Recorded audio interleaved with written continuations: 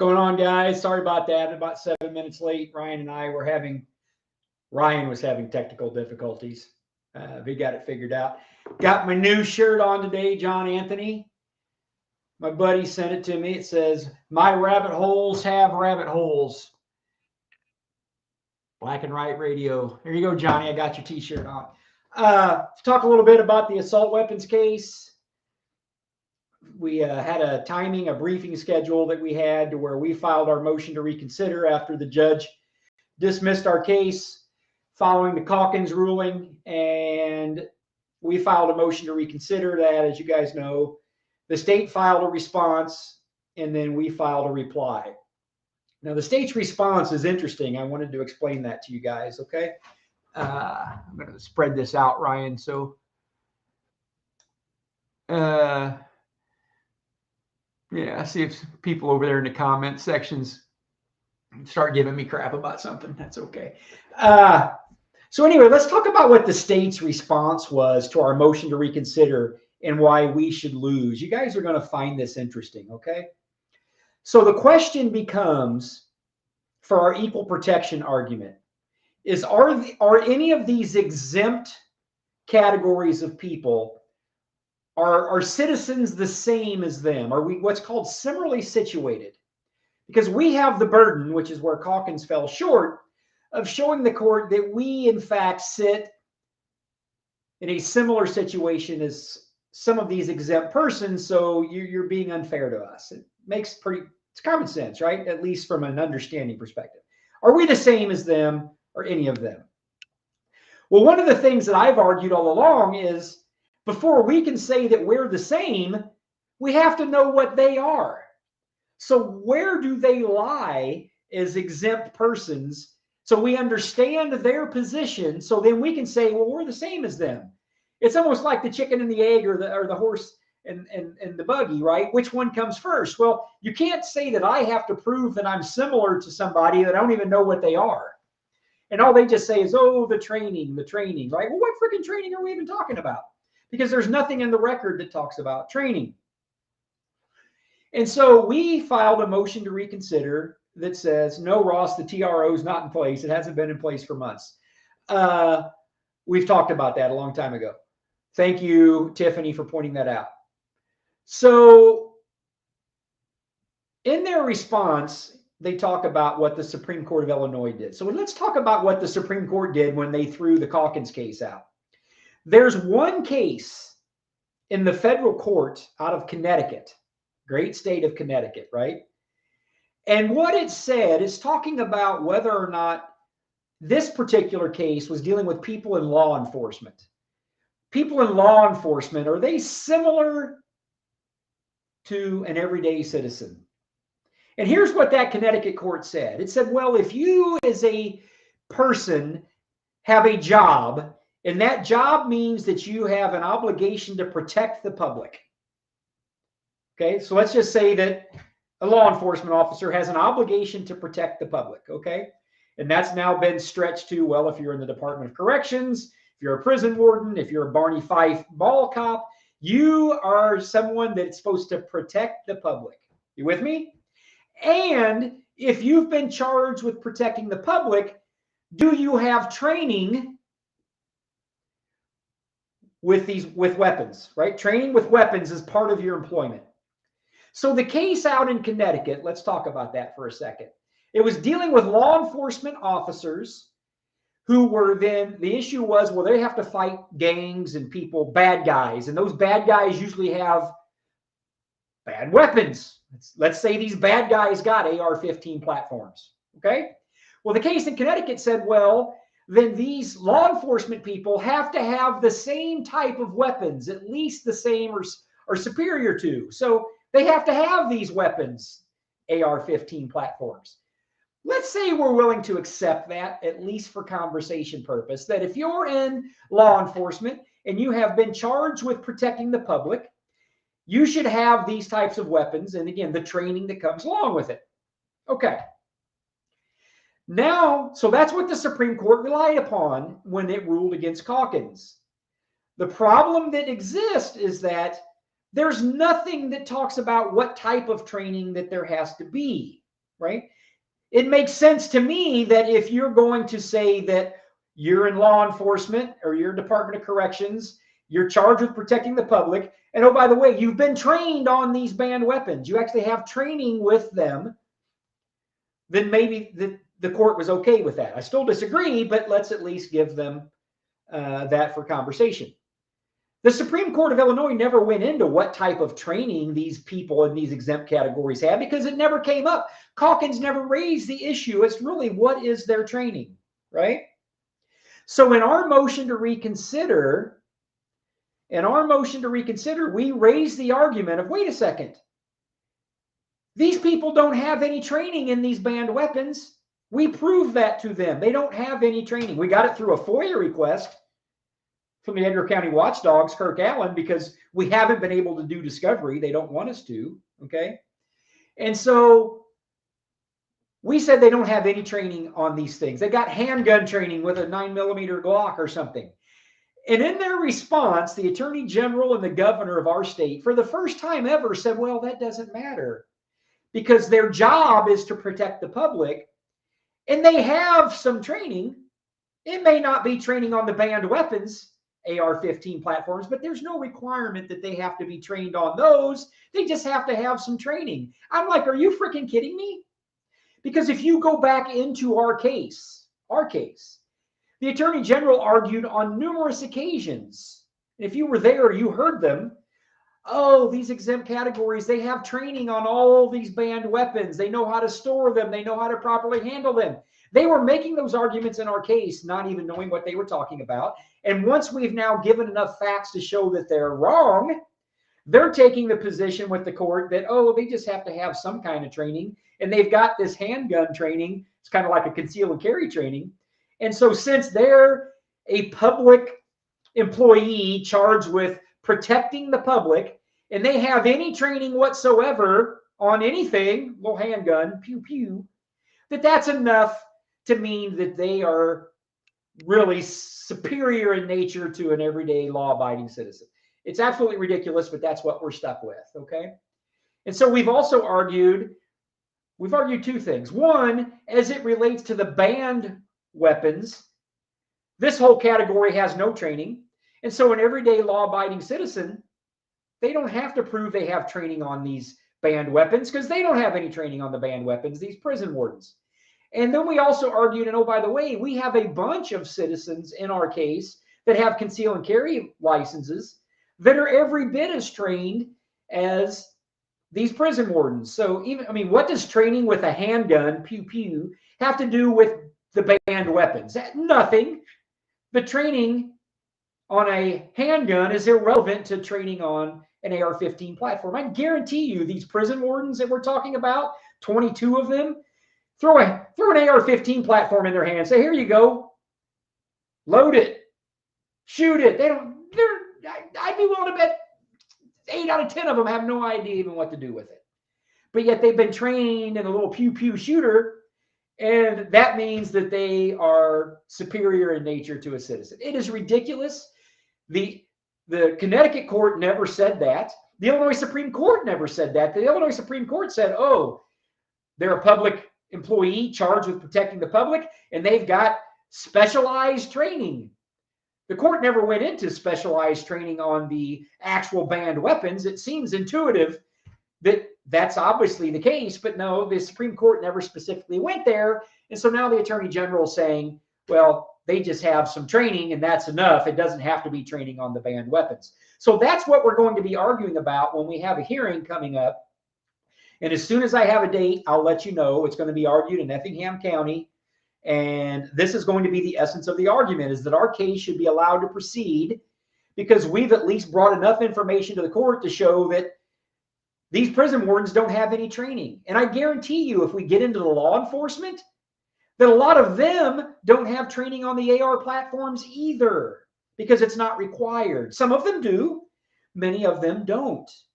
And so the question comes down to is if we're going to follow this federal case out of Connecticut and say, well, if you're in law enforcement and you've got training, you're better than an average everyday citizen. Again, that's what the Illinois Supreme Court seemed to suggest they're going to do, at least for now.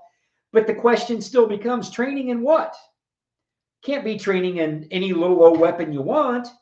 And that means that you can have, how do you have training on a 4-inch barrel, 9mm Glock handgun? That means you can go buy all the AR-15s you want because you happen to be an administrative appointee by the governor. It's the dumbest damn thing I ever heard of in my life. So, but that's what we're dealing with.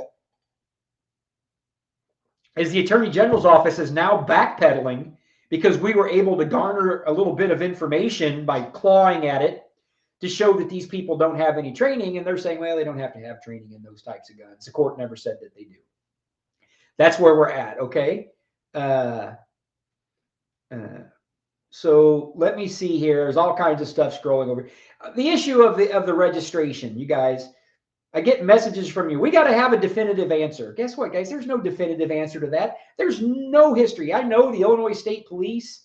Actually, what the Illinois State Police have said is if you were part of that federal case and you went and bought a weapon in that when the federal injunction was in place, that it's illegal to own it. I don't give a shit what the Illinois State Police says. They're not the court. They don't get to interpret anything. So the weapons that were bought by the people that were part of our TRO, we'll email you guys about that and what my opinion is about that. But ultimately, it's my opinion. It's not based upon any case law that's been entered or any. This is an issue that's very, very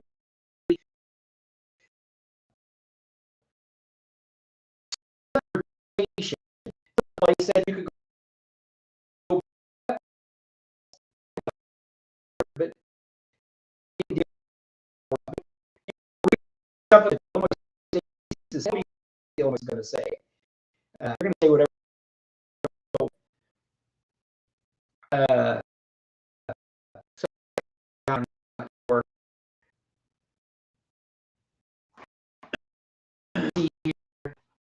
The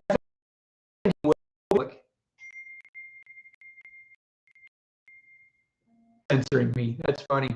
I got full signal.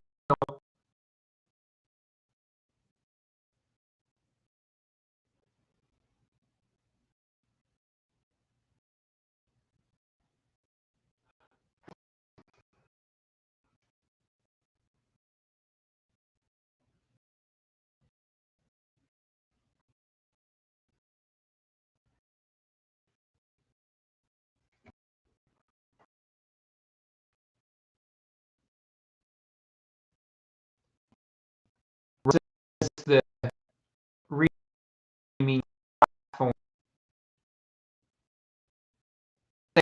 Now it's old.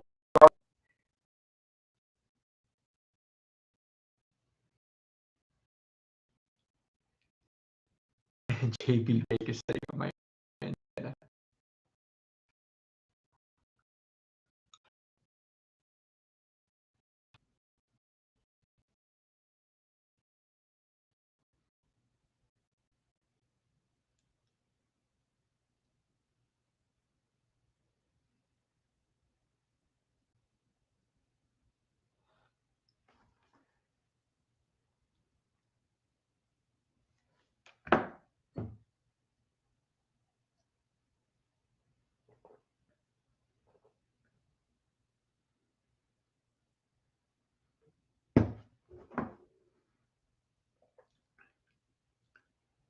Ryan says he can see and hear me.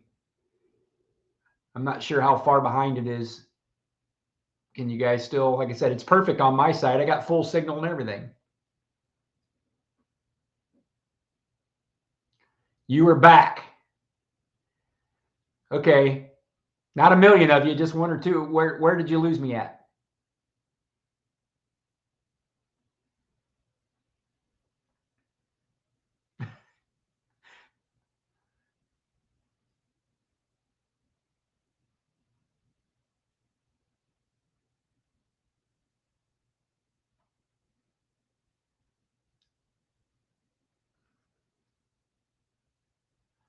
Yeah, I see you guys say we're all back. I just don't know where it got all jarbled up. ISP, you're saying ISP. Where we're talking about the registration. Is that kind of where I lost you guys?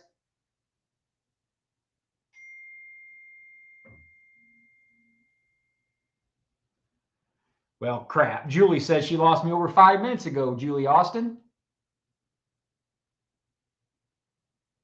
What's the last thing you guys remember me saying?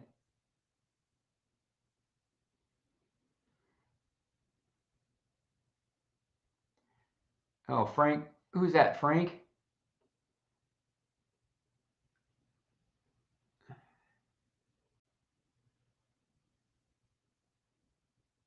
Okay, so I was talking about ISP and the registration. You know, out in the question and answer section of the Illinois State Police, what they specifically say is that if anyone bought a weapon during that federal injunction, that's the exact question, the federal injunction that they that gun is illegal. I don't have an opinion about that federal case. And in our case, our individually named plaintiffs, there was actually an injunction that said you weren't bound by that law. And so I stand by that our case that says that you were lawfully authorized. Now that affidavit that they're asking you to sign is trying to say that, well, I own this weapon before January 10th, 2022, which is not true. You didn't own that weapon before then, right? So the affidavit really doesn't apply to you.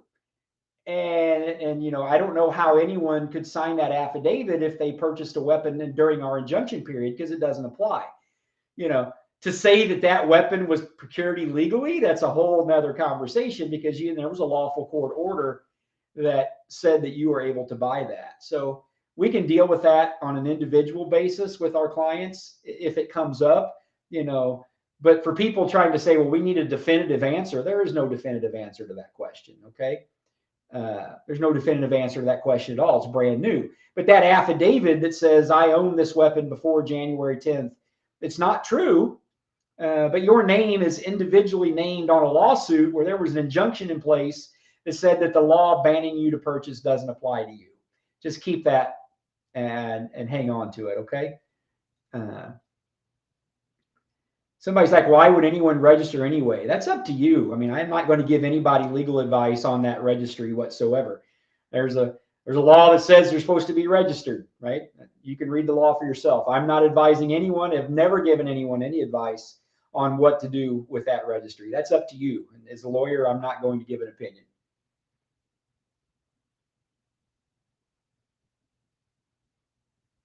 Okay.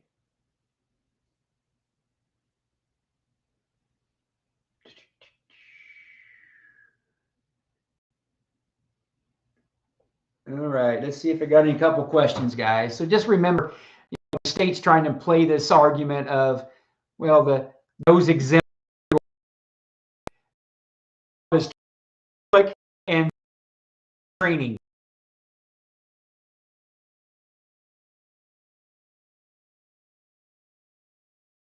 Never been made.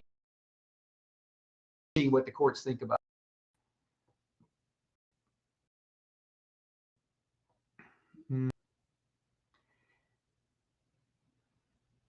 The federal case, somebody's talking about the federal case over there. Again, the federal case is going to eventually have to make it to the United States Supreme Court. When that's going to happen, I don't know. Oh, somebody asked about my sweatshirt. My rabbit holes have rabbit holes. That's from my buddy John Anthony, blackandwhiteradio.com. If you go to John's website, he's got all these shirts. That's my buddy John's sweatshirt. Clinton, good question on the 3 reading rule. We still have that argument alive in our case, and we'll continue to proceed going forward with the 3 readings rule. The problem we have, Clinton, that's a good question, is can I make it back in front of the Illinois Supreme Court on the 3 readings rule? They don't have to let us in. We would have been in before if our case would have been the one to go to the Supreme Court instead of the Calkins case.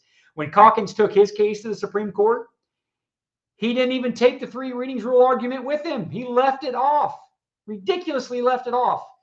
And 2 of the Supreme Court justices were like, I wish you would have brought that. And then the majority of the Supreme Court said, well, we can't really address that issue because you didn't raise it on appeal. That was foolish not to raise that on appeal, Clinton. We're going to try to, but I don't know if we can get it there.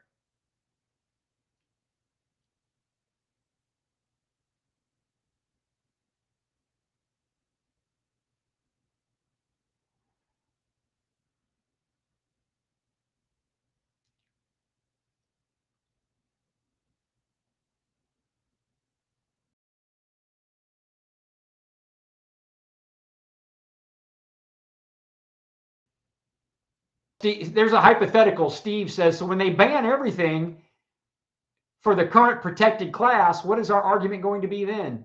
Steve, they're never going to ban everything on the protected class. Why do you think all those protected classes got exempted out anyway? Because of their training? No, it's politics. They exempted out all those protected classes because it's a very influential public union. They're not going to lose their support. I know for certain that leaders in those organizations made it clear to the Illinois legislature. They were told, I've had these conversations, that they could lose the support of those men and women if they didn't get exempted out. So it's got nothing to do with training. It was all about politics, in my opinion. And so they're not ever going to pass a law that says all law enforcement and all Department of Corrections and all of them are not exempt anymore either, and they're subject to the law. Who's going to enforce their law? How are they possibly ever going to try to enforce it? Don't worry about that. It's never going to happen.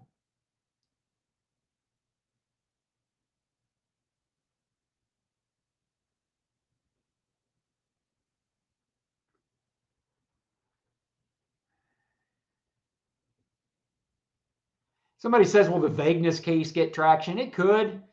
It might get some traction. The best argument is going to be in, a federal argument, at least, is going to be in the U.S. Supreme Court on violating the Bruin standard of history and tradition. I mean, you realize that in the Seventh Circuit Court of Appeals, the federal case that just upheld the law, the way they got around that was by saying, well, these weapons are dangerous and unusual. It compared these semi-automatic AR platforms to fully automatic machine guns. And it's like, it didn't even make any sense. But they tried to say that those weapons are dangerous and unusual, which means they're not subject to the Bruin standard. I absolutely think they're going to lose that argument when it makes it to the U.S. Supreme Court. The question is, when is it going to make it to the U.S. Supreme Court? Hopefully sooner rather than later, but it will likely, almost certainly not be until next year. I just answered that question, Jeff. I think it'll be next year at the earliest.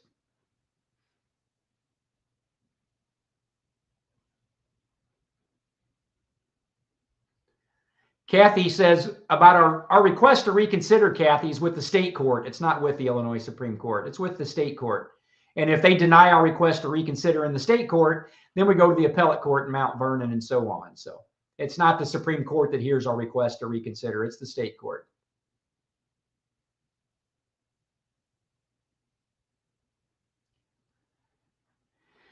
I don't know. That's a good question. How many Second Amendment sanctuary counties are in Illinois that said they will not prosecute the ban? I mean, that's a pretty open-ended question, but it's an interesting one. If enough citizens of the state of Illinois, I mean, what was it last I heard? Less than 1% of the 2 million registered gun owners in Illinois have registered any of these weapons that they supposedly have in their possession. I mean, is that number going to grow? I don't know.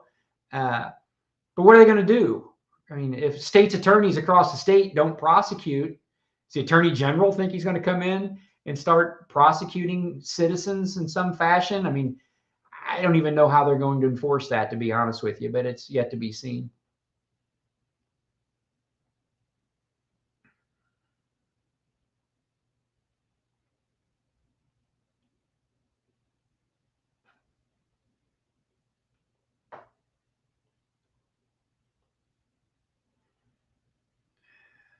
The state needs an enema.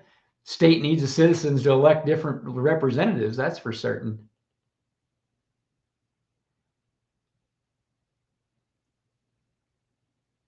Again, you guys have got all kinds of questions over there. Can I transfer this? Can I do that? Guys, I don't know the answer to those questions. Those are questions that are brand new, and what people think they can do and what they can't do. No lawyer that's worth his salt's going to answer those questions because they don't know. It's brand new stuff, guys.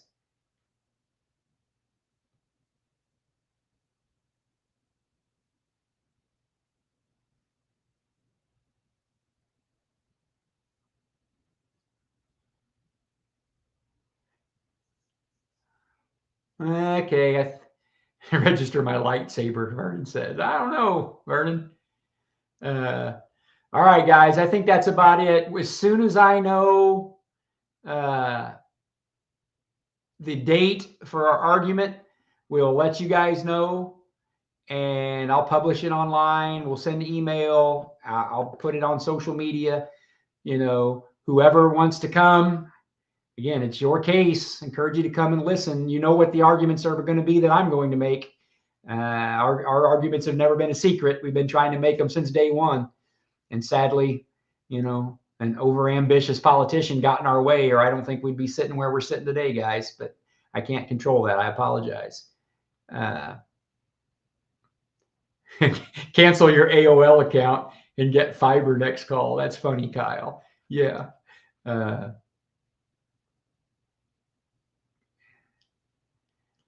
Okay. I think that's about it, guys. I appreciate your time, and have a good night, and I'll talk to you later, okay?